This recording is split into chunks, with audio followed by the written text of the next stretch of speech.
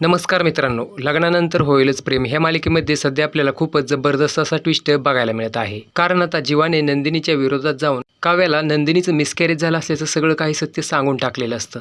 तेव्हा आता काव्याला जीवाच्या ह्या बोलण्यावर थोडा वेळ विश्वासच बसत नसतो. तर आता हे ऐकून काव्या जीवाला म्हणते की अरे जीवा, माझ्या ताईबद्दल हे काय तू असं अभद्र बोलतोयस? शुद्धीवर तर आहेस ना तू?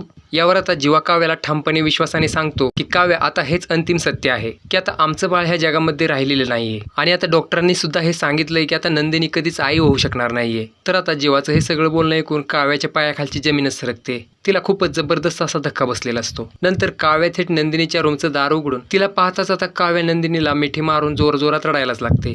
तेव्हा आता नंदिनीला सुद्धा हे समजलेलं असतं की म्हणजे आता काव्याला जीवाने सगळं काही सांगून टाकलेलं दिसतंय. नंतर काव्या रडतच नंदिनीला म्हणते की ताई, अगं हे काय होऊन बसले ग तुझ्यासोबत? कसं घडलं हे सगळं ताई? सांग ना मला प्लीज. तेव्हा नंदिनी काव्याला तिच्यासोबत जे काही घडलं याचा सगळा काही फ्लॅशबॅक सांगून टाकते. तेव्हा काव्या स्वतःलाच दोष देत म्हणते की ताई, तुझ्या बाळाच्या जाण्याला मीच जबाबदार आहे.